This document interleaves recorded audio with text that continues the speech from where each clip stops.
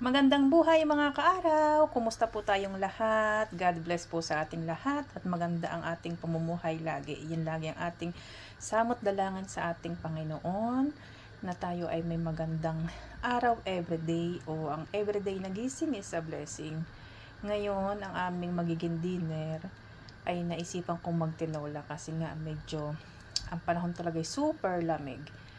Dahil nga maulan, kaya naisipan kong magtinola. By the way, ang style ko po ng pagtitinola, ma-share ko lang po sa inyo. Hindi ko po ginigisa. Bali, ang ginagawa ko po ay nagpapakulo ako sa, alam nyo po yung pagkaya nagsasayang yung pinaghugasan ng bigas. Ang sa akin po ay yung makalimang hugas, iniipon ko po yung sabaw, tapos siya po ang ginagawa kong sabaw ng aking magiging tinola. Bali, ilalaga ko lang po muna ang mga ingredients dito. Luya, bawang, at sibuyas. Ito po, ilalaga ko siya ng mga 5 minutes para po ang ating sabor ng luya, bawang, at sibuyas ay lumabas. Tapos po pag siya ay nailaga ko na ng mga 5 minutes, saka ko po ilalagay ang aking manok. Ayoko pong mag-isa kasi masyado na pong mataba ang manok, masyado na pong magrasa.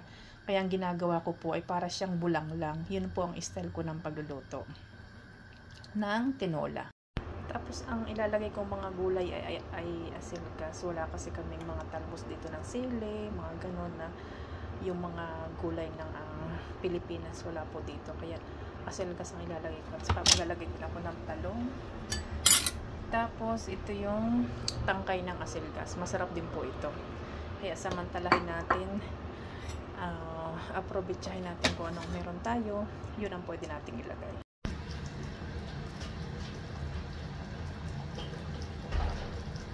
Ganda ng texture ng ating tinola.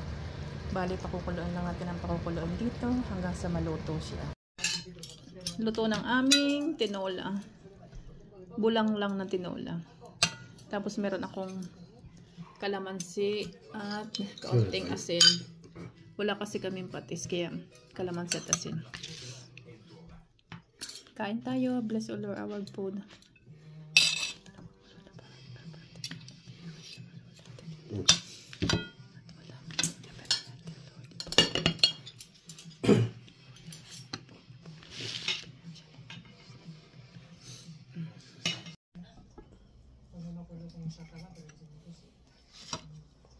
Higop ng sabaw.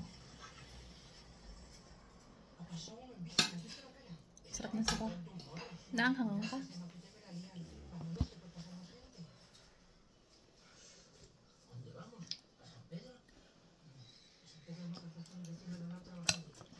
Kain po tayo.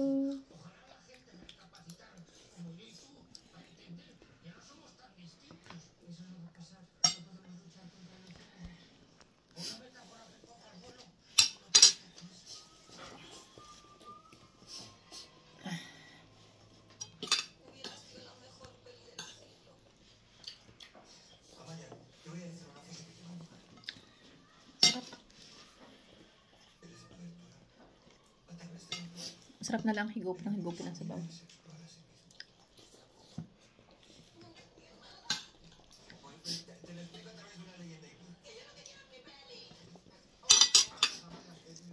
Lambot yata ng kanin natin, ano? Kanin?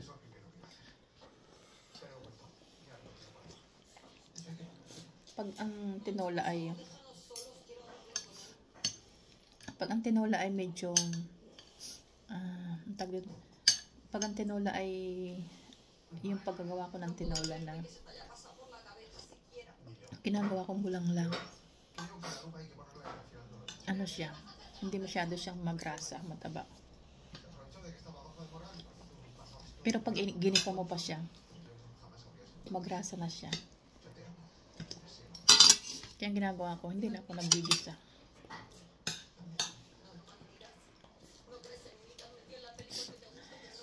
Kung mapapanood nyo po at papanoodin nyo po ang aking vlog, pasensya na po kayo kung hindi siya full screen sa inyong mga TV.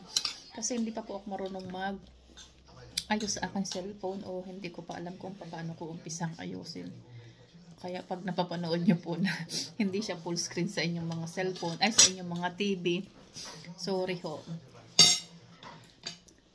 maayos din natin yan, mapapag-aralan din natin someday.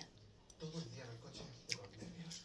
He ido y he vuelto de Francia con taquicardia. No te importaría darme un segundo artículo. Kain muna po tayo. Salamat po sa panonood.